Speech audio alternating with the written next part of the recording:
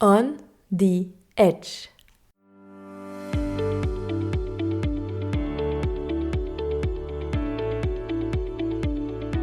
Bienvenue sur On the Edge, un podcast autour du ping et, vous savez, de cette petite balle blanche qui va si vite. Je suis Marie Migaud, pongiste professionnelle, et je souhaite mettre les acteurs de ce sport en lumière et partager leurs histoires. Qu'ils soient joueurs, entraîneurs, coachs, thérapeutes ou autres, je laisse leur voix nous guider à travers leur parcours, leurs difficultés, mais aussi leurs différences. Et oui, je crois sincèrement que chacun de nous a quelque chose d'unique à donner. Alors, soyez prêts à ouvrir grand vos oreilles et bon voyage! J'adore la vie, je viens des cités où je danse. J'ai une discussion avec ma sœur et je pleure. Je lui dis mais comment je vais faire ? Et elle me dit bienvenue dans la réalité. Parce que j'ai plus de moyens financiers pour me payer mes open. Donc je perds pied un peu dans l'équipe de France où je sens que j'ai plus trop ma place. J'ai envie de parler avec quelqu'un mais j'ai pas envie de parler de ping en fait. J'ai envie de me confier sur moi, sur ma vie, ce regard des autres. Je voulais en parler aujourd'hui aussi un petit peu. C'était horrible. Et tu vois, la première fois qu'on s'est vu avec Carole, elle m'a dit « Audrey, je suis pas là pour te sauver. Les filles, il va falloir faire un double projet. » Nous, on n'a pas le choix. Parce que niveau financier, c'est compliqué. Parce que mentalement, c'est pas facile. Mentalement, c'est pas facile à gérer une carrière féminine. Audrey Zarif est avec nous dans cet nouvel épisode en français. On se connaît depuis l'âge de 7 ans, nos chemins ont été bien différents et aujourd'hui on parcourt le sien. Et tout ça avec grande sincérité. On touche un peu à tous les sujets, ses débuts à Saint-Denis, toutes ses années en équipe de France et puis la femme qu'elle est devenue. On a été coéquipières, adversaires, amis, un moment agréable pour moi et l'occasion de me replonger dans tout ça. Vous voulez en découvrir plus ? Alors c'est parti, bonne écoute. Merci Audrey d'être avec nous. Merci. C'est vraiment un plaisir parce qu'on n'a jamais aussi eu des échanges vraiment profonds. C'est clair. On a toujours été amies, concurrentes, mais jamais vraiment des échanges où on va un peu plus loin. Ouais. Donc je suis très contente de te recevoir. Moi aussi, merci de me recevoir. C'est gentil. Du coup, au début, on va aller où t'as commencé, pourquoi t'as commencé le ping-pong, où t'es née, enfin un peu tes débuts, quoi. Tu peux un peu raconter le début de ton histoire. Ok. Bon, moi, je m'appelle Audrey Zarif. Je suis une fille des cités de Saint-Denis. Je suis une banlieusarde, on peut dire ça comme ça. Et j'ai connu le tennis de table grâce au centre de loisirs. C'est vrai qu'avec mes éducateurs là-bas, il y avait une table de ping et voilà, ça m'a direct plu. C'est vrai que Saint-Denis, c'est quand même assez petit. On avait une vraiment très belle salle qui s'appelait La Raquette. Ma sœur a commencé. Et voilà, je l'ai suivi dans ses pas et c'est un sport où j'ai direct accroché. Ce duel, ce jeu un peu d'échecs, la compétition. C'est vrai que je faisais assez mini-pouce quand même, je dépassais pas la table. Mais ce côté duel m'a beaucoup plu. Et voilà, je suis une fille de Saint-Denis, de 93. Qu'est-ce que la cité t'a aussi appris ? Ah, la cité, je pense qu'elle m'a forgé quand même un gros caractère. Tu prenais le métro aussi très jeune. Tu vivais aussi au 15e étage ou 16e étage, je ne sais plus exactement. Mais voilà, une vie que moi, je ne connais pas du tout. Moi, j'habite à la campagne, c'est beaucoup plus calme. Donc aussi, nos caractères sont différents aussi par rapport à ça. Donc c'est intéressant de aussi avoir ton... Ouais, c'est vrai que je pense que je suis la seule fille de l'équipe de France qui vient des cités. Et c'est vrai que c'est un monde assez particulier où il y a quand même beaucoup de violence. Voilà, c'est clair que moi j'ai eu la chance d'avoir une très belle éducation par mes parents, où mon père il est arrivé à 23 ans en France, il vient d'Algérie, donc j'ai eu ce côté un peu des deux origines, qui m'a aussi forgé un caractère. C'est vrai qu'à l'école, c'était assez dur l'école là-bas. Comment ça dur ? Dur, la violence, beaucoup de violence. Après, c'est vrai que moi, j'ai quitté l'école très jeune parce que le ping-pong faisait énormément partie de ma vie. Et on sait qu'il faut énormément s'entraîner dans ce sport-là. Donc, j'ai quitté l'école assez jeune. Mais j'en ai vu assez, je pense. Mais c'est vrai que c'est un autre monde. Mais je regrette pas du tout. C'est vrai que oui, j'ai vécu dans un HLM avec ma sœur. Avec mes deux parents, mon petit chien, mais j'ai eu une très belle vie et je regrette pas du tout. Voilà, mes parents, ils m'ont tout apporté. C'est vrai que niveau financier, ça reste toujours compliqué. Ils y vivent toujours et voilà, moi, j'aimerais qu'ils passent pas leur retraite là-bas. Mais voilà, c'est vrai que c'est un monde assez particulier, mais ça forge un caractère et c'est peut-être grâce à ça que j'en suis là aujourd'hui et c'est sûr même. Comment tu décrirais ton caractère, justement? J'ai un caractère, je suis très altruiste. J'adore écouter les gens, prendre soin d'eux. Je suis très impulsif. C'est vrai que voilà, j'ai un caractère où j'ai beaucoup d'émotions qui me passent par la tête et en fait, ouais, je le dis quoi. Enfin, mes émotions, ouais, il y a beaucoup de sincérité. Et après, voilà, je suis assez sociable. Je peux dire que mes défauts. Non, bah, l'impulsivité, je peux vite. Ma tête, elle peut vite se dérégler parce que j'ai une émotion qui passe. Et voilà, je suis une fille, je déteste l'injustice parce que je viens d'un milieu où il y a beaucoup d'injustice aussi. Je crois que sur ça, on est un peu pareil, Ouais. je pense. Ouais, le milieu sociable, c'est un dossier qui est très important. J'aime bien défendre ce côté-là. Et ouais, c'est vrai que... Et comment t'arrives du coup à gérer toutes ces émotions qui arrivent? T'arrives un peu à les laisser aller ou passer à autre chose ou Sincèrement, moi, je suis beaucoup obligée de les exprimer. Enfin, j'en parle beaucoup aux gens. Peut-être des fois, c'est mon défaut. Des fois, dans le tennis de table, ça a peut-être été mon défaut de dire trop vite les choses. Après, c'est ce qui a fait que je suis une fille qui a dû prendre aussi beaucoup de décisions par moi-même, qui a quand même été beaucoup entourée. Mais à la fin, c'est quand même à moi qui ai dû dire ce que je voulais, ce que j'avais envie. Mais voilà, au fur et à mesure des années, j'essaye d'être un peu plus apaisée. C'est vrai que je pense que j'ai pris en maturité. Mais c'est vrai que je passe pas par 4 chemins. Après, on aime aussi ta franchise. Oui, Je pense que c'est pour ça que tes amis sont tes amis. c'est Et clair. que t'es aussi authentique. Et ça, si on recherche ça. Mais dans une équipe, tu parles l'équipe de France, tu es aussi là pour les filles dans l'équipe. Tu crées une sorte de lien. Et c'est aussi grâce, je pense, à ces qualités-là que tu es capable de faire ça, justement. Donc, Ouais, je pense que c'est une force quand même. C'est vrai que, voilà, je pense que j'ai un côté très observatrice. Enfin, je vois les personnalités des gens vite. Je cerne très vite les gens. Voilà, je suis quelqu'un, je déteste blesser une personne par contre.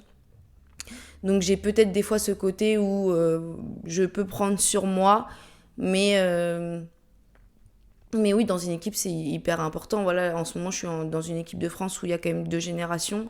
Il y a Janan, qui a très peu d'expérience encore dans le haut niveau. Elle est arrivée il y a très peu de temps, tu vois, donc il faut quand même aussi la driver. Après, t'as les 3 jeunes, Camille, Priti, Charlie, qui sont jeunes, mais qui ont énormément de potentiel. Et moi, je suis au milieu où j'ai vécu aussi une expérience avec Laura Gasnier, Carole Grandich, toi, Pauline, Li Shui, Yifang, enfin tout ça, tu vois. t'es vraiment passée partout. Je suis vraiment passée partout. Et c'est vrai que l'ancienne équipe de France, c'était... Voilà, j'ai vécu plus de choses avec vous parce que vous étiez ma génération.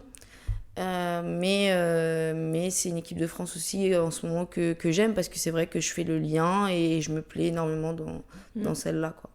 Du coup, on va revenir. Donc là, on est à Saint-Denis. Tu as commencé à la raquette. C'est À ça, la raquette, salle à ouais. raquette. Du coup, sans soft, Sans soft, ouais. avec 2 backside, Ouais. avec toujours un très bon revers, une claquette du revers, je me rappelle de ça. Et un service revers. Et un service revers. On avait Comme un toi. peu le même. Non, c'est un peu plus haut, Ouais. mais on avait le même rythme. Donc, tu restes combien de temps à Saint-Denis à la raquette, à peu près? J'y reste 10 ans. 10 ans. Ouais. J'ai commencé le ping à 5 ans. Ok. Donc j'irai jusque mes 15 ans. C'est vrai que ouais, j'ai eu la chance d'avoir un programme assez spécifique que pour moi là-bas. J'avais mes relanceurs, voilà, j'avais ma coach Aurélie Blanc qui a cru direct en moi. Et voilà, on est resté quand même beaucoup d'années. On a vécu énormément de choses. C'est vrai que je suis rentrée peut-être plus tard que toi en détection, mais ça restait quand même assez jeune, tu vois. Ouais, vers 8 ans, non? Ouais, 7, même 7 toi ans. 7, moi peut-être vers 8, Ouais, 9. Je suis ouais. arrivée un peu plus tard, mais bon. Au groupe France Détection. Groupe France Détection avec Jean-Denis Constant. Est-ce que tu te rappelles les premiers stages ou pas? Ah ouais. Ouais, Ouais, je me rappelle de c'est ces quoi premiers ton stages. premier souvenir? Mais je crois que c'était à Vittel, moi, Ouais. mon premier stage. Ouais. C'était trop bien là-bas, à Oui, Vittel. il y avait garçons, filles mélangés. Ouais, ça manque ça. Ça manque. C'était trop bien quand c'était mélangé. On était jeunes, insouciants. Franchement, ça manque ces années-là. Et comment, du coup, tu voulais vraiment être forte dès le départ? Ou au début, tu arrives en équipe de France, tu vois, tu vis, tu joues, et après tu vois? Ou alors, est-ce que tu avais déjà des objectifs vraiment précis de qui tu veux être? Non, sincèrement, j'avais des parents assez détachés de mon sport. Voilà, j'ai des parents qui n'ont jamais joué au tennis de table. Et je pense qu'au début, j'étais un peu drivée par ma coach, Aurélie Blanc, qui croyait peut-être plus en moi que je croyais en moi. Mais c'est ce qui m'a aussi donné cette force-là. Je pense que j'ai toujours eu la chance, ou aussi peut-être grâce à moi et mon caractère, d'avoir toujours un entourage exceptionnel. Et j'ai voulu toujours m'entourer que des gens qui étaient dans mon sens. Voilà, j'ai toujours besoin de cette connexion avec un coach. De ce côté un peu amical, mais en même temps, côté sévère aussi. Mais c'est vrai que sur ça, par exemple, j'ai des parents très détachés. Je pense que ça m'a fait du bien. Parce que je vois en ce moment, il y a énormément de parents qui prennent beaucoup parti dans le sport, qui décident énormément pour leurs enfants. Et je trouve ça assez... Donc pour toi, c'était une sorte de va faire ton ping. Nous, on est là dans la cité. On m'encourage, on est me avec soutient. toi. Ouais. Après, c'est vrai que pour en revenir aux études, j'ai une scolarité un peu comme toi au CNED, mais moi, c'est vraiment pas mon domaine, les études, et j'ai été assez traumatisée. C'est pas le mien non plus, je t'avoue. Non, mais moi, j'ai été assez traumatisée par mon parcours scolaire parce que j'ai quitté le CM2. En 6e, je commence déjà à faire des cours d'anglais, d'espagnol à la maison et un peu dans mon collège. Et à partir de la 5e, c'était vraiment tout au CNED. Et j'avais peu de profs. Je trichais sur les forums. J'allais vers la facilité. Ma mère qui m'aidait énormément. Pas d'amis. Voilà, que le côté social du tennis de table. Et c'est vrai que moi, j'avais une sœur à côté qui était vraiment dans le côté... influençable, qui faisait un peu les 400 coups. Donc je voyais ça à côté, je me disais mais pourquoi elle a une vie normale, moi non. Et c'est vrai que quand t'es jeune, tu réalises pas forcément ce que tu fais parce que plein de jeunes nous disent oh tu vas pas à l'école, tu vas visiter, tu voyages, etc. Et je comprends leur point de vue. C'est vrai que maintenant je me dis mais rester dans une classe c'est ouf. Nous on a eu la chance de voyager, de faire des trucs de ouf, mais sur le moment tu veux tout le temps un peu la vie de quelqu'un d'autre. Et c'est vrai que les cours ça a été assez compliqué. Après de mes 16 à 19 ans j'ai passé mon bac en 3 ans où j'ai galéré. Franchement ma mère m'a grave aidée. Et après j'ai bossé, mais moi pour bosser il faut que je révise pendant 5 heures pour retenir et pour rester concentrée. Donc j'ai eu mon bac, mais ça a pas... les années scolaires ont été assez difficiles, surtout sur le côté sociable, où vraiment... moi j'adore la vie, je viens des cités où je danse, j'adore la fête, etc. Et là j'avais ce côté sport très strict, tu vois, où il fallait faire des concessions. J'aime pas dire... comment dire, j'aime pas... des concessions à faire. Des sacrifices. J'aime pas dire sacrifice parce qu'en soi, tu décides quand même. Mais c'était quand même des concessions où, t'es très peu avec tes parents. Les vacances de Noël, ça dure 4 jours parce qu'après le 26, il faut repartir en stage, etc. Donc, moi, perso, les sacrifices que tu décris là, tu vois, je voulais, peut-être, mais je suis pas sûre. Tu vois, j'ai aussi suivi un peu la vague. Tu vois, les coachs qu'il y a autour... l'environnement. Voilà, je sais pas vraiment si j'ai envie de faire ça ou pas, mais j'y vais quand même parce que je suis talentueuse et j'y vais, quoi. Mais au final, maintenant, à 25 ans, si je regarde la petite Marie qui avait 7, 8, 9 ans, est-ce qu'elle avait vraiment envie? Je sais pas, tu vois. Et toi, si apparemment t'es bien, quoi. Franchement, j'ai toujours kiffé. Sincèrement, je suis vraiment pas sportive dans l'âme. Ça, faut le savoir, de mon état d'esprit. Je déteste le sport. Je suis pas aventurière. Quand on va en vacances, je préfère faire la bronzette qu'aller courir, faire du vélo. Quand on part en vacances, il faut suivre toujours un programme pour rester en forme pour la saison. Je déteste faire ça. C'est vrai que c'est la pire chose pour moi. Mais j'aime le ping. Et t'aimes bien gagner aussi, non? Et je suis très compétitrice. Ça, c'est important. Voilà. J'aime le ping, j'aime que ce sport. Franchement, j'ai une culture nulle du sport, à part Serena Williams, etc. Enfin, les plus grands, on va dire, champions. Mais sinon, ouais, je regarde jamais le sport, c'est pas quelque chose qui m'intéresse. Mais le ping, par contre, je peux rester 8 heures sur un téléphone, regarder plein de vidéos de ping, plein de matchs. C'est un besoin, ouais. Je vais revenir juste sur... t'es à moitié algérienne, à moitié française. Ouais. Donc t'as deux cultures. Ouais. Est-ce que t'as déjà eu des conflits entre les deux cultures? Est-ce que tu t'es parfois sentie plus algérienne, plus française, ou les deux ensemble? Voilà, est-ce que ta manière de vivre, est-ce que ça te manque parfois? Ou qu'est-ce que tu vois chez les gens qui peuvent t'attirer plus ou pas par rapport à cette culture-là? C'est vrai que mes deux cultures, j'en suis très fière. Je suis très fière d'être algérienne. Franchement, mon père, il m'a inculqué des valeurs. Après, mon père a vécu une époque en Algérie où c'était encore colonisé par la France. Donc, il y a eu encore... sa première langue qu'il a appris, c'était le français.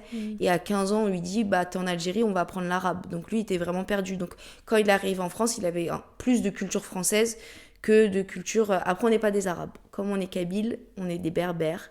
Ok. Donc, on vient d'une région... Mon père vient d'une région en Kabylie qui s'appelle Tizi Ouzou. Donc, on n'est pas des Arabes, on est des Berbères. Très important de... Mais oui, je suis très fière de ma culture algérienne. C'est vrai que j'ai ce côté où on peut me dire un peu cité, wesh wesh, voilà, où je vais dire des gros mots un peu en arabe, où les gens, ça va dire, tu fais un peu la meuf, etc. Alors que moi, pas du tout. Je suis très fière. T'es toi-même, quoi. Ouais, je suis moi-même. Mes tatas, j'adore la danse. J'adore le côté ambiancé du côté africaine en moi, tu vois. Okay. J'ai vraiment ce côté un peu africaine en moi où j'adore. C'est vrai que voilà, j'ai vécu qu'avec des rebeux et des renois dans ma cité. Et c'est ce qui a fait aussi que pourquoi ce côté un peu société, ça me prend à cœur, tu vois. Ouais, je comprends. Dans les débats, etc. Et non, après, c'est vrai que je me sens... je me sens un peu plus française quand même. C'est la France qui m'a éduquée, qui m'a donné cette vie-là. Voilà, et si j'avais eu une vie comme ça en Algérie, je pense pas que j'en serais là, sincèrement. Donc vraiment, oui, je suis un peu plus française dans l'âme. Mais ce côté culture, je kiffe, quoi. Algérie, je kiffe. Ok. Et toute ma famille du côté de mon père vit là-bas, sont musulmans. Mon père, il arrive en France, il a arrêté d'être musulman. Okay. Parce qu'il n'avait pas ce côté ça en lui. Mais sinon, j'ai ces deux cultures et j'en suis très fière. Et ma mère a toujours soutenu mon père. C'est vrai que c'est difficile d'arriver dans un pays. Mais bon... J'aime beaucoup tes parents. Je les ai pas vus très souvent, mais je suis venue une fois chez toi dormir, je me rappelle. Et très gentils, tes parents. C'est vraiment gentil. très gentils. Les tiens aussi. Non, ma mère, très côté... maintenant, elle est dans une vibe un peu gents. Mon père, c'est un peu un faux calme, prof de maths. Ok. Non, franchement, cool. Donc, tu passes de 5 ans à 15 ans à la Raquette Saint-Denis au CNED. Au CNED. Tu vas aussi parfois en stage à Nantes. Parfois à Nantes, un peu à l'INSEP, jeudi, vendredi, un peu au Pôle Île-de-France à Paris 13. C'est pour ça que dès mes 10 ans, je prends le métro. C'est vrai que ça aussi, c'était une indépendance, une forme de maturité à mon âge. C'est ce que je dis aussi dans d'autres interviews où je sais pas si j'avais été à la place de mes parents, si j'aurais eu cette capacité de laisser mon enfant aller partout, tu vois, c'est quand même c'est flippant. Et ils ont eu cette confiance en moi. Donc vraiment, bravo à tous les parents qui laissent leurs jeunes petits prendre le métro. C'est vrai que maintenant, en plus, on vit dans une société où c'est de plus en plus dangereux, où il y a moins de sécurité, peut-être moins à notre époque. Mais en tout cas, franchement, les parents, ils sont courageux de laisser leurs enfants, parce que nous, enfants, on est insouciants, on kiffe partir en stage. Après, il y en a qui le vivent moins bien que d'autres. Moi, en tout cas, je l'ai souvent bien vécu. J'ai jamais pleuré quand j'étais en stage. Je me rappelle de Héloïse Saint-Dizier. Héloïse pleurait beaucoup. Mais j'ai aussi beaucoup pleuré. Hein. Ah ouais? J'ai aussi beaucoup pleuré. Tu me montrais pas du tout. Hein. Ouais, je garde souvent. Moi. Ouais. Je suis pas comme toi aussi ouverte. Ouais. Et je gardais beaucoup, mais j'ai beaucoup pleuré.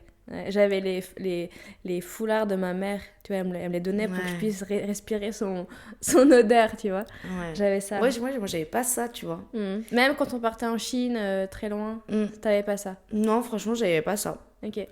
Non, parce qu'en fait, c'était une sorte un peu... bah ouais, quand tu vis dans des cités, t'es enfermé dans des HLM, des bâtiments. Donc en fait, c'était une forme peut-être d'exutoire pour moi, tu vois. Une sorte de liberté aussi, Ouais. d'avoir de l'espace et de voir autre chose. Ouais, Ok. c'est clair. Mais tu commences à très bien jouer très tôt. Si, quand même. Moins que toi, hein, je pense. Hein. Ouais, mais bon, on était... Oui, on était les deux meilleurs de les notre deux meilleurs. génération. Ouais. Ouais. Bon, t'as jamais fait championne de France jeune. Non, jamais, putain. Mais t'as fait championne de France senior. Je crois Ouais. que c'est mieux. Je crois que c'est mieux, mais quand même, ça... Je t'ai joué sur 3 finales, je crois. Je sais pas. Et non, mais je crois les seules finales que j'ai fait, c'était sur toi. Hein. Ok. Et les 3 fois où je mène, Oui, c'est je vrai. crois, 3 fois je perds. Et c'est vrai que jeune, non, j'avais pas... Bon, on a été plusieurs fois championne de France en double. Oui. Oui, c'est vrai qu'on était les 2 meilleurs. Il y a eu... T'as aussi gagné le top 10. Ouais, j'ai gagné 2 fois le Européen. top 10. Mhm. Ouais. En fait... Comment tu vois ces victoires-là du top 10, par exemple? T'es jeune. Alors déjà, il faut revenir sur le fait que à mes 12 ans, licence on était en stage à l'INSEP. Elle me met le soft. Ah oui, d'accord. Donc à 12 ans, t'as mis ton soft. À 12 ans, j'ai commencé à mettre C'est mon tôt, soft hein. en courroie. Ouais. Pourquoi Et on avait essayé avec moi à 8 ans et j'avais pas du tout accroché. Et là, à 12 ans, licence on, soft en courroie qui a été super forte. Je pense que aussi c'est l'état d'esprit, quelqu'un de aussi forte avec ce système de jeu qui essaye de me faire reproduire ce qu'elle fait, et ça m'a donné un peu de la force, ou ça m'a cultivé ce truc-là. Et je commence à le mettre. Et l'année où je mets mon soft, je gagne le top 10 européen en Roumanie. Yes. Sachant qu'on fait le top 10 européen dans la génération cadette 2 et nous, on était cadette 1. Donc c'était incroyable. Et ma première victoire dans ce top 10, c'était ouf. Déjà, je chante la Marseillaise, j'ai dû l'apprendre avant. Ah oui, J'ai dû l'apprendre. On était en stage à Bordeaux, à Talence. Et on me dit, mais Audrey, est-ce que tu connais la Marseillaise? Moi, pas du tout cultivée. Non, je connais pas. Ouais. Donc, je l'ai appris par cœur. Et là, j'arrive sur le podium. C'était mon moment de princesse. Ouais. J'étais trop contente. Là, t'as récité, là. J'avais récité. Puis, j'avais quand même ce côté timidité en moi. J'étais chippie un peu. Timide. Ou... Avec les adultes, j'étais timide. Okay. Avec les gens de ma génération, je pense que je prenais beaucoup de place. Mais ouais, c'était incroyable ce top 10. Hein. C'était incroyable. Ça restera jamais à graver parce que ça reste une médaille quand même européenne. Et ouais, c'était la bonne époque. Hein. Ouais. Si, alors je vais faire un bond dans le futur du coup. Je trouve qu'il y a 1 an et demi, 2 ans, depuis 1 an à peu près, 1 an et demi, ouais. Je trouve que tu as vraiment trouvé un peu ta voie dans ton ping, dans ta vie aussi, je trouve. Tu as fait une sorte de bond, mais de sérénité. On le voit dans ton jeu, mais on le voit aussi dans ton état d'esprit. Et tu as l'air... tu as beaucoup plus de recul, je trouve, qu'avant. Je sais pas si tu vois ce que je veux dire. Non, mais c'est clair que ça fait, je pense, 1 an et demi où j'ai pris de la maturité, la sérénité, parce que j'ai eu une phase assez compliquée.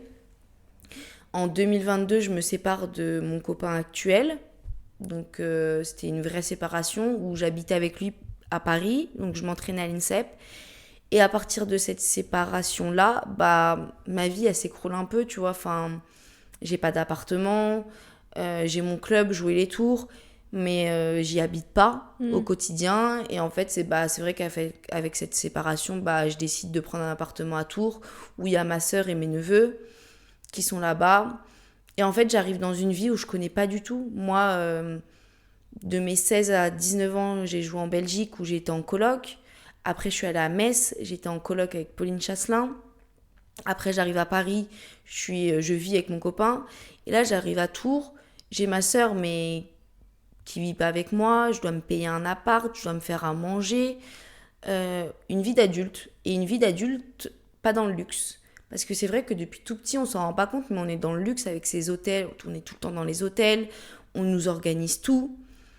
Je me rappelle, j'ai une discussion avec ma sœur et je pleure. Je lui dis, mais comment je vais faire? Et elle me dit, bienvenue dans la réalité. Et cette phrase-là, je me suis dit, ouais, en fait, t'as pas le choix, quoi. T'as un salaire, mais ton salaire, tu vas devoir le mettre dans les courses, dans l'essence. Et les gens peuvent nous prendre pour des fous en disant, mais comment ça, c'est pas... Mais non, quand t'es sportif de haut niveau, t'es tellement dans ta bulle que des fois, tu sors pas de ça, et tu peux dire des phrases un peu choquantes pour d'autres, mais on est tout le temps dans des trains, tout le temps dans des avions, et on se rend pas compte quand on est jeune qui paye tout ça, tu vois. On se rend pas compte que la fédération a peut-être mis 1 million ou 500 000 euros sur tous nos Open, et je me suis rendu compte à 24 ans que j'étais dans une vie luxueuse. Okay. Mais en plus, moi qui viens des cités, de base, je suis pas du tout comme ça. Et donc, je suis, après ma séparation, je fais une dépression. Une dépression, pourquoi ? Parce que la réalité de la vie, parce que j'ai plus de moyens financiers pour me payer mes Open. Donc, je perds pied un peu dans l'équipe de France, où je sens que j'ai plus trop ma place. Parce que mon niveau de jeu n'est pas là, je sens que je progresse pas, et je sens que de vivre seule aussi, ça m'a quand même mis un coup. Donc je rentre dans un cercle vicieux où je vais me coucher à des 5h du mat, j'arrive pas à dormir, alors que moi de base j'ai un sommeil hyper lourd, et je fais des nuits très longues où je sais plus si j'ai envie de vivre ou de mourir, sincèrement, quand t'es dans la vraie dépression. Donc je commence à voir une psychologue qui m'aide énormément. C'est vrai qu'à l'âge de 15 ans, j'ai commencé la prépa mentale avec François Ducasse. Je sais pas pourquoi j'y suis allée, hein. C'est vrai qu'à 15 ans, je trichais, je lui disais de la merde, je lui disais des choses. Je pense que tu l'as vécu toi aussi. Pareil, à 15 ans, même, j'avais pas cette conscience-là d'avoir un besoin spécial, où j'avais même pas envie de parler, parce que je savais pas quoi dire. Donc oui, j'ai pareil que toi sur ça. Tu vois ? Et en fait, je me dis, mais j'ai envie de parler avec quelqu'un, mais j'ai pas envie de parler de ping, en fait. J'ai envie de me confier sur moi, sur ma vie en tant que femme. C'est vrai que tu grandis. En plus, je suis dans une relation assez longue, tu vois. Enfin, ça faisait 7 ans que j'étais avec Alex, mon copain actuel. Et tu t'oublies un peu en tant que femme aussi. Ouais, t'avais une sorte de tourbillon comme ça autour de toi, tu savais plus vraiment où t'étais, qui t'étais, qu'est-ce que tu voulais, voilà, t'es atterri dans une sorte de phase noire. Et j'ai tellement eu de la chance encore avec l'entourage, parce que j'ai eu Claude Barre, mon coach, qui voit que je suis dans le mal. Il me dit, non mais là tu vas faire un arrêt maladie, parce que c'est pas possible. Il t'a dit ça ? Il m'a dit ça. Ah mais c'est génial. C'est génial. Waouh. Et moi, ma psy, elle me fait...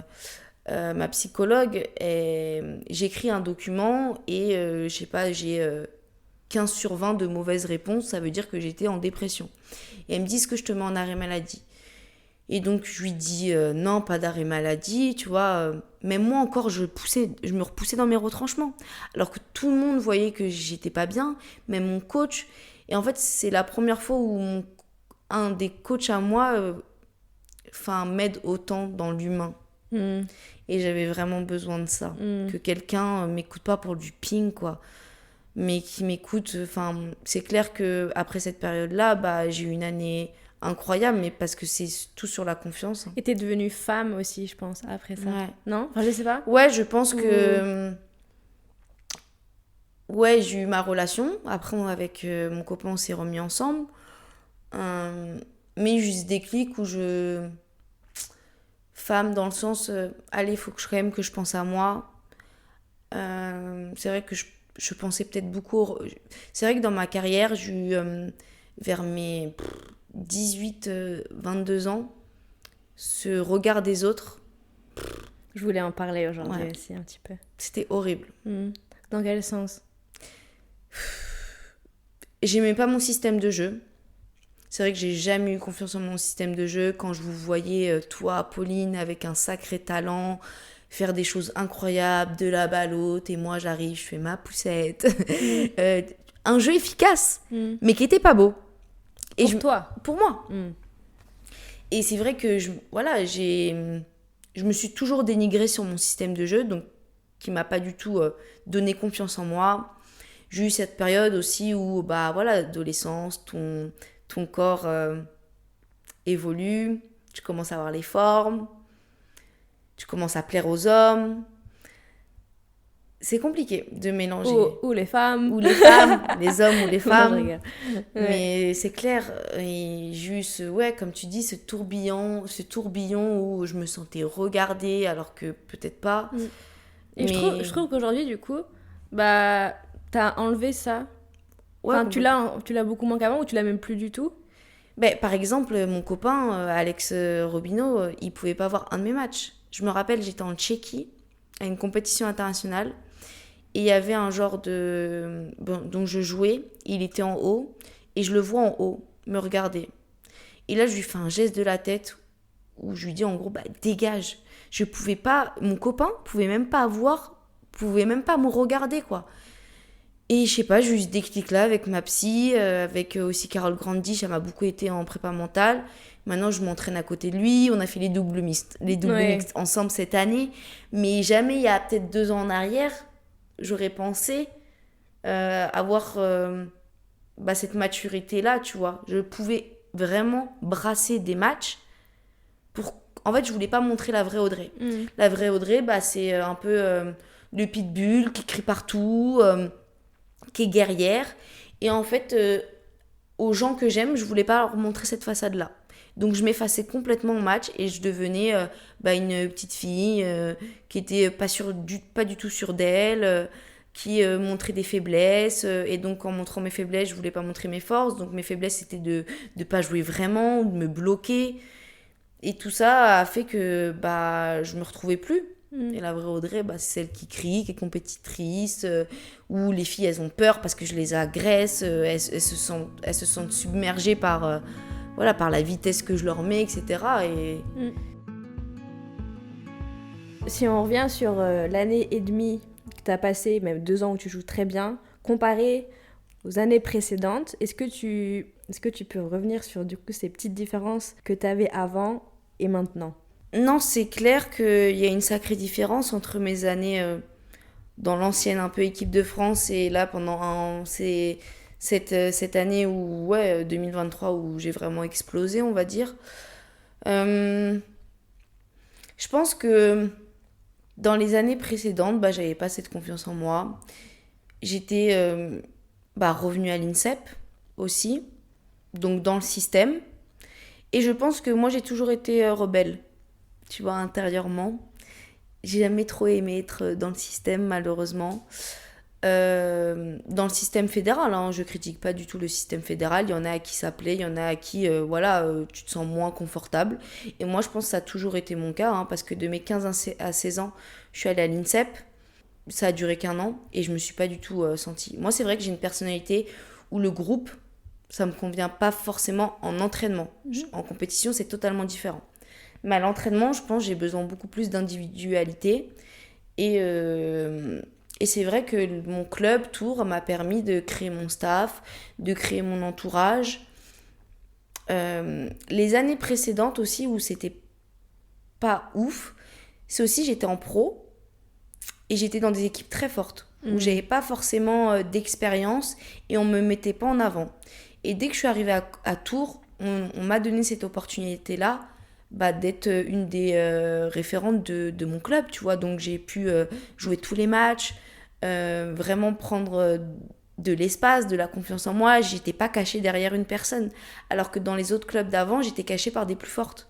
T'avais aussi besoin de cette lumière. Je pense. Ouais. Même dans l'équipe de France d'avant, t'étais là, il y avait Pauline, la concurrence. Moi, c'est vrai que je l'ai jamais mal vécu, la concurrence. Je l'ai toujours vécu sainement. Je pense que tu peux... hyper sainement. Toi, vraiment, t'es ouf. Sur ça, t'es vraiment incroyable.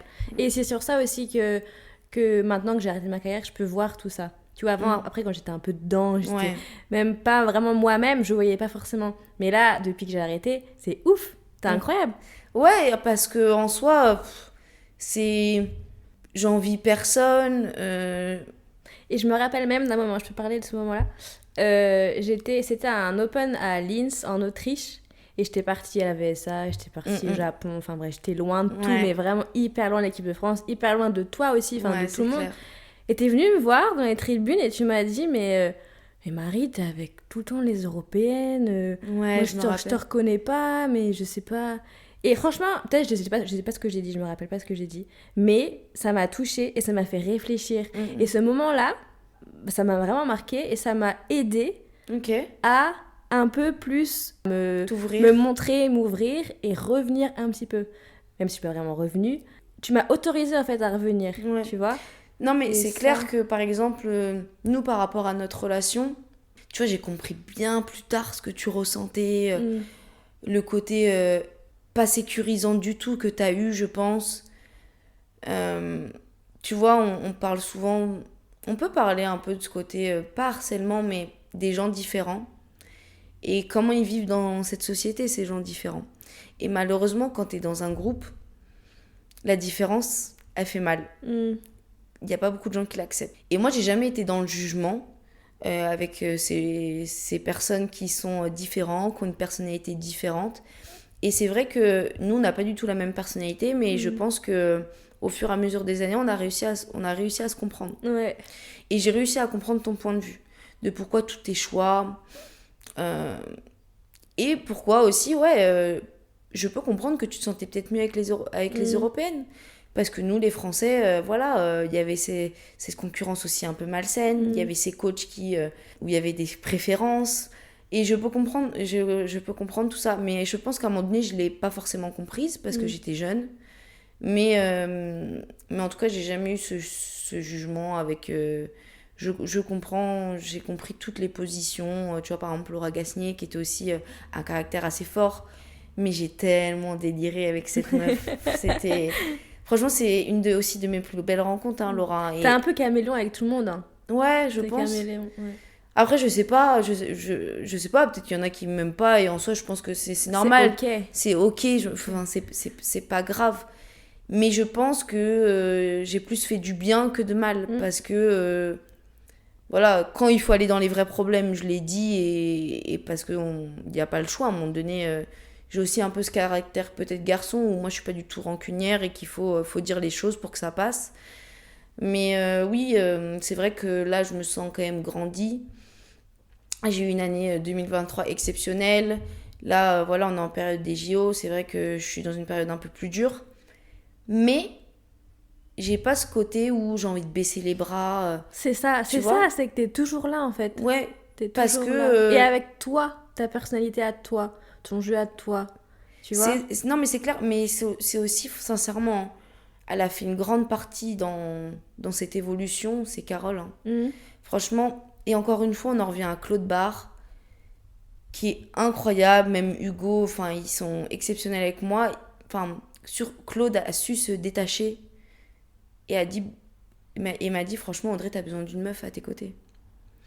Et il m'a dit, Carole Grandi, je pense qu'elle a de l'expertise à t'apporter, elle l'a vécu, ce côté haut niveau.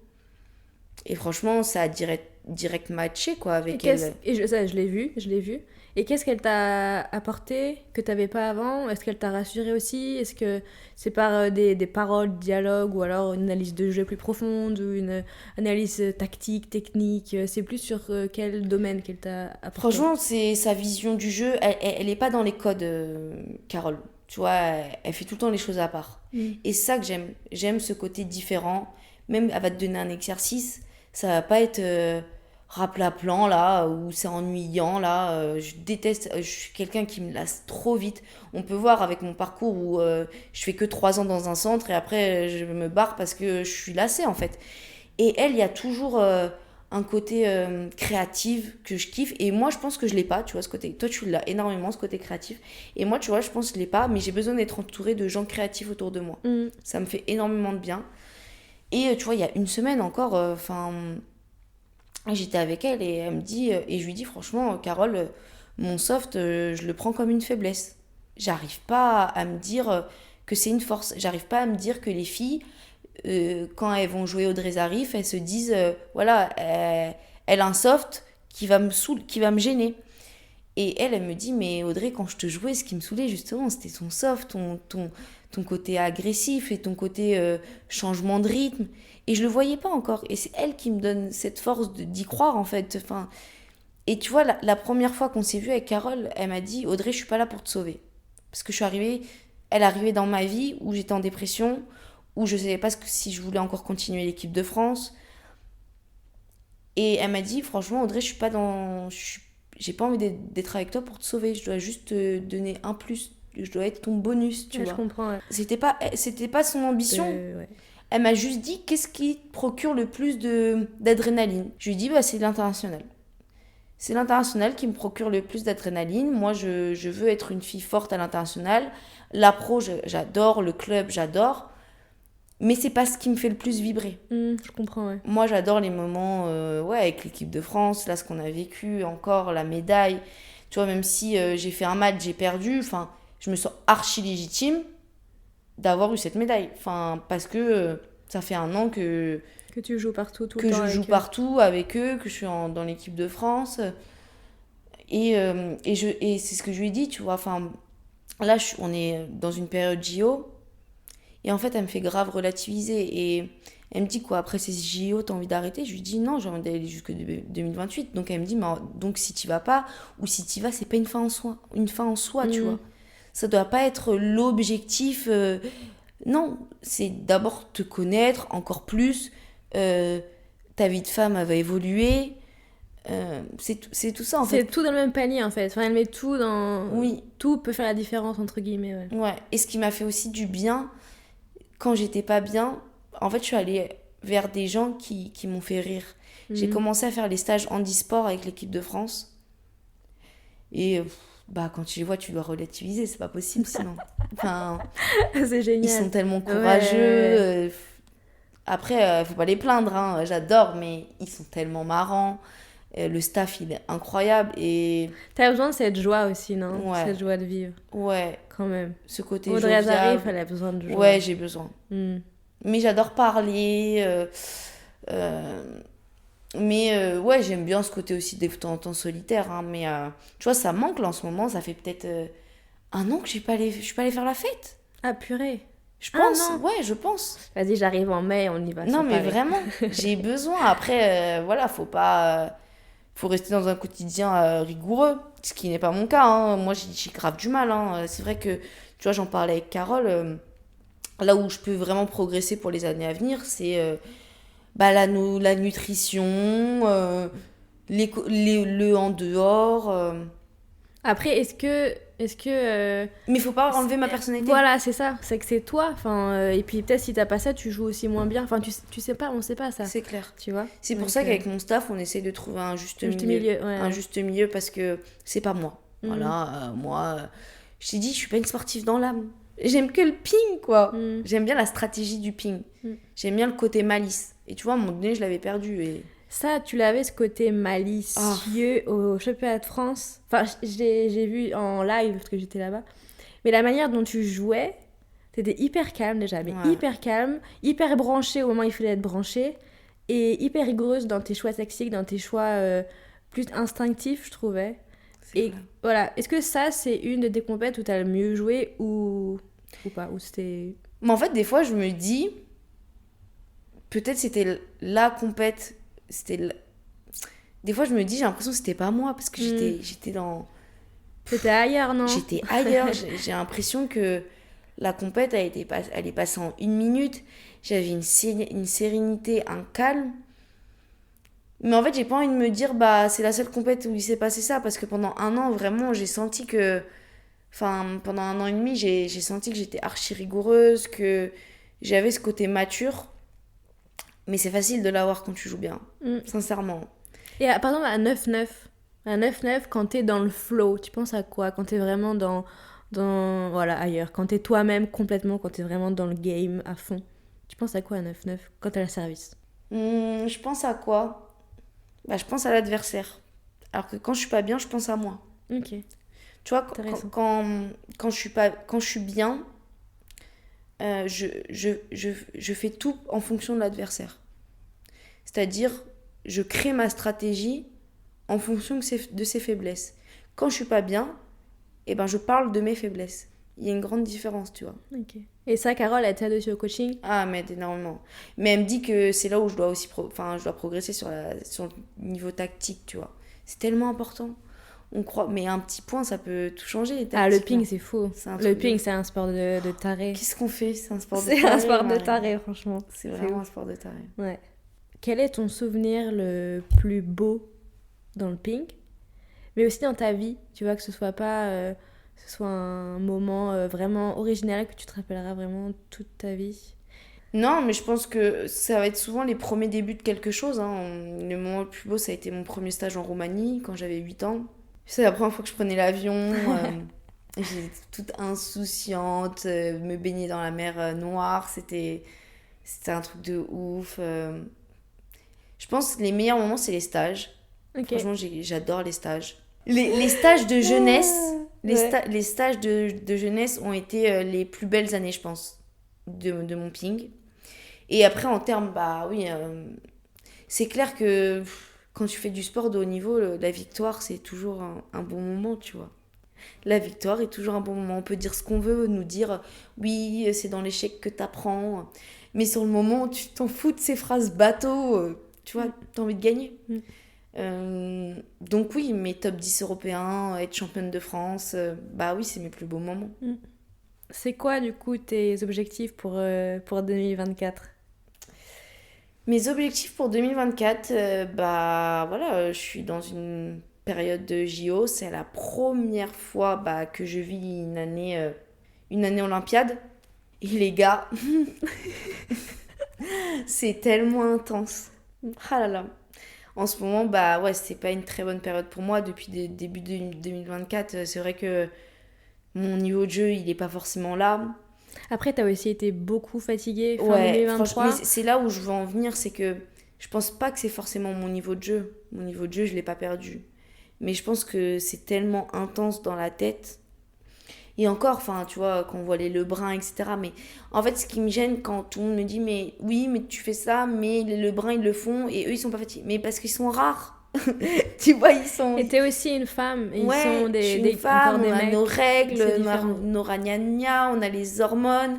Moi, je sais que j'ai dit qu'après les JO 2024, j'aimerais arrêter la pilule, tout ce qui est contraceptif, pour voir comment mon corps est sans hormones. Ça t'impacte beaucoup Mais tes en règles? fait, j'ai l'impression que j'ai plus trop d'émotions. Enfin, les émotions, genre, je me force. C'est pas que je me force presque, mais j'aimerais bien voir mon corps sans hormones pour voir quand je pleure, si je pleure vraiment intensément.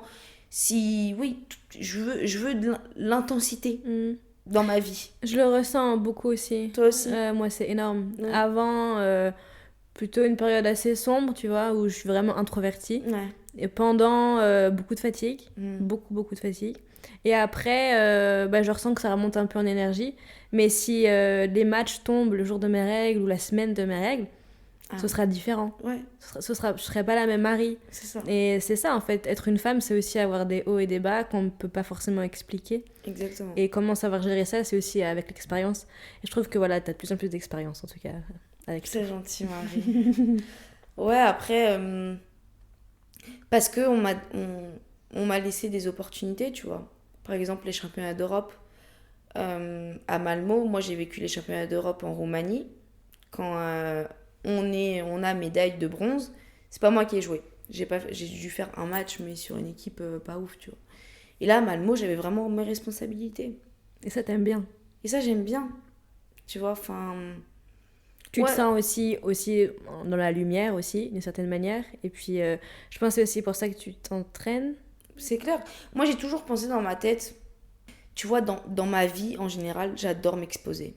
C'est vrai que je suis quelqu'un ouais, qui se met beaucoup en avant, qui parle fort, qui aime danser. Par contre, dans mon ping, ben, j'ai jamais trop aimé être dans la lumière. C'est vrai. Mais maintenant, ça me gêne. C'est pas que ça me gêne plus, c'est en fait, tu vis des beaux moments. Toi, je sais que t'as toujours kiffé jouer table 1. Ouais, Tu quand il y vois. avait du monde. T'as adoré ça. Mm. Moi, je me cachais. Mm. À chaque fois, je disais, oh putain, je joue table 1, ça veut dire table centrale, ça veut dire les gens, ils ont un regard différent, pas que comme la table 15 derrière. Mais à Malmö, contre la Slovaquie, non, t'étais hyper bien. Non. J'ai aussi vu en live, Ouais. hyper bien. Ouais, Hyper concentrée, hyper sereine, pareil. ouais, Donc, c'est clair. Est-ce que t'arrives à mettre ta personnalité au service de ton jeu, maintenant? Plus. En fait, ma personnalité dans mon ping me demande énormément d'énergie. Énormément. Tu vois, je peux pas faire un match, je peux pas gagner un match si je m'encourage pas. Oui. Ou si je donne pas toutes mes tripes. Et c'est compliqué de l'avoir cette énergie toute l'année. Tu vois, par exemple, fin 2023, j'en pouvais plus. J'ai fait les derniers Open, mais j'ai mis toutes mes tripes. Et je pense que j'ai eu les vacances, j'ai tellement relâché dans ma tête que là, en 2024, c'est dur de remettre ses tripes. Je comprends. C'est dur. Et vraiment, il y a des personnes, elles sont concentrées, mais elles sont pas obligées d'extérioriser. Non, d'extérioriser. Ouais, Moi, je suis obligée. je comprends tout à fait. Je suis obligée.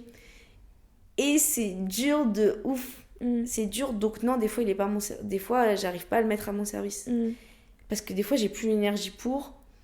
Des fois, j'ai plus de lucidité. C'est peut-être un step en plus à franchir, améliorer et à franchir. Parce que si tu arrives à trouver du coup une sorte d'équilibre, comme tu parlais tout à l'heure, et puis du coup de le mettre au service de ton jeu, là, ça peut faire des dégâts encore. Exactement. Exactement. Puis même, je pense que tu donnes aussi tout à chaque fois. Même quand tu joues mal, tu donnes tout. Tu es une personne qui est très entière, donc tu donnes vraiment tout. Donc au final, tu peux quand même être fière de toi. C'est clair. Et tu l'es ou pas? Ah non, mais je suis archi fière de moi. Tu vois, j'en parlais aux filles, par exemple, en pro. Nous, notre équipe, voilà, c'est assez compliqué chaque année. Je suis dans un club où je suis très famille, où on n'a pas envie de descendre. Et à chaque fois, je me mets dans des états. Tu te rends pas compte, Marie? Parce qu'en fait, tu vois, par exemple, je vais en parler à des garçons, j'ai l'impression qu'il y a des matchs, ils choisissent. Ouais. Quand j'ai envie de bien jouer, quand c'est important... Moi, tous mes matchs, c'est important. Je donne ma vie, mais peut-être fois mal. Mais en tout cas, je la donne. Ouais. Ma vie, tu vois. Dans chaque match, ouais, j'ai l'impression que... Parce que chaque match gagné, c'est de la confiance en plus. Et dans le sport, c'est tellement important. Mais dans le ping, on joue 12 mois sur 12. On a une vingtaine de matchs de pro. Ou de UTTU Cup, ou voilà. Il n'y a aucun sport, je pense, qui joue 12 mois sur 12, qui joue autant de matchs. Là, il y avait en Asie beaucoup d'événements. Autant aussi. Voilà, beaucoup d'entraînements. C'est un sport qui demande énormément. Et donc, je pense qu'on peut être fiers de nous, même si on n'a pas réussi ce qu'on voulait réussir la veille, tu vois. Mais c'est un chemin qui est hyper long, et je pense que oui, tu veux jouer encore jusqu'au jeu 2028, ou même encore après jeu 2032. Enfin, t'as encore un chemin brillant. C'est clair, je suis fière de moi parce que, tu vois, voilà, dans ma génération, tu vois, toi, t'as arrêté. C'est dur mentalement. On peut parler aussi du salaire. Ouais. On est dans un sport où, voilà, le côté... Oui, il y a une discrimination, hein, côté masculin, féminin. Et... Toi, t'es numéro 2 dans ton équipe à Tours. Ouais. Tu joues tous les matchs? Je joue tous les matchs. Je pense que le salaire ne reflète pas le salaire d'un mec. Ah non. Voilà. Même, on dirait combien? 5 fois moins? 4 fois moins? 3 fois peut-être. 3 fois moins? 3 fois. Ok. Comparé à un... Ouais, c'est différent parce que Alex, mon mec, il est pas titulaire, tu vois. Mais oui, peut-être 3 fois moins. Donc du coup, vraiment, quand on joue à l'international, en fait, on peut pas faire d'économie, ou on peut pas vraiment vivre pleinement, quoi, parce qu'on dépense tout. C'est pour ça que je te dis, j'ai eu cette dépression, parce que il y a eu la réalité qui m'a rattrapée. Pourquoi nous, les filles, on nous dit, les filles, il va falloir faire un double projet? Pourquoi nous, on est obligés de faire un double projet? Pourquoi nous, on est obligés de penser aux études alors que les gars, voilà, ils vont arrêter pendant 3-4 ans, se mettre à fond dans le ping? Nous, on n'a pas le choix. Parce que niveau financier, c'est compliqué, parce que sinon, on n'a pas d'arrière. Enfin, il n'y a pas cette sécurité-là comme ils l'ont. Et on nous demande la même chose. Voilà. On nous demande les mêmes concessions, on n'a pas les mêmes retours. Mentalement, c'est pas facile. Hein. Mentalement, c'est pas facile à gérer une carrière féminine. Hein. Pas facile. Maintenant, par exemple, tu vois, j'ai envie d'aller jusque 2028, mais ça veut dire que je mets ma vie mais comment femme de côté. Ça veut dire que j'ai envie d'avoir des enfants qu'à partir de 30 ans, 31 ans, alors que moi, j'ai toujours rêvé d'avoir des enfants jeunes de base. Hein. Ma sœur, elle a eu des enfants jeunes, j'adore la complicité, ouais, j'aurais kiffé avoir des enfants vers 27 ans. Je vais pas pouvoir. C'est vraiment un débat que j'aimerais aussi avoir dans ce podcast On the Edge. Avoir un regard du coup d'un mec et d'une femme. En parler ensemble et puis en parler voilà, ce qui est impossible pour une femme à réaliser, ce qui est possible pour un mec.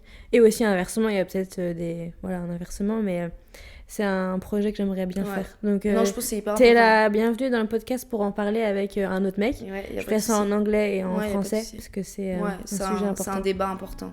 Très important. Plus de voix. Ouais, je disais que là, en fait, j'ai l'impression que je dois tout le temps plus prouver que les autres. C'est pas genre me victimiser ou quoi, mais j'ai l'impression mon destin fait que j'ai toujours des choix et ça arrive jamais forcément au bon moment, tu vois. Parce que par exemple là, je suis dans une année, je suis dans les derniers mois, c'est compliqué mon niveau de jeu, etc. Et j'ai tellement fait une belle année avant que... Tu vois, mais c'est pas grave, je m'accroche. Mais je comprends. Chaque année, chaque étape, c'est une épreuve.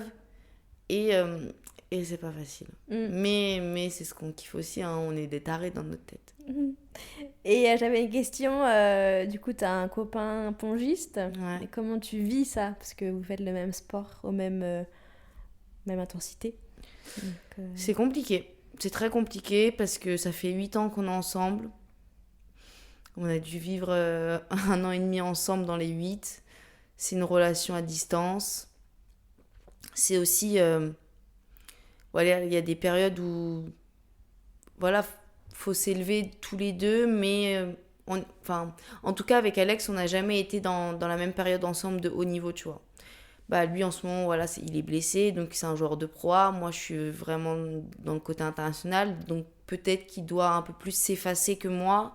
Donc, tu vois, faire un peu plus peut-être de sacrifice, venir me chercher, tu vois, des fois écouter me plaindre, parce que voilà, je suis un peu plus dans le dur que lui. Donc c'est ça, une relation, voilà, c'est compliqué parce qu'il faut se faire confiance. Une relation à distance, il faut communiquer, il faut avoir confiance à la personne aussi. Et c'est pas facile aussi d'avoir un mec qui fait le même sport que toi parce que c'est un mec. Non mais c'est clair, ouais. Vraiment, parce qu'il y a des inégalités. Pourquoi lui gagne plus, pourquoi moi je gagne moins. C'est vrai qu'au début il avait pas forcément ce mindset genre en mode pourquoi tu continues le ping, en fait t'as vu tout ce que tu fais, tu gagnes pas ta vie, alors que moi je fais pareil mais je gagne plus. Donc ça, j'avais du mal parce que moi je voulais vivre de ma passion. Pourquoi toi tu continuerais à faire le sport que tu kiffes et pas moi, parce que je suis moins payée? C'est hors de question. Et aussi être avec un copain qui fait le même sport et qui est fort aussi, il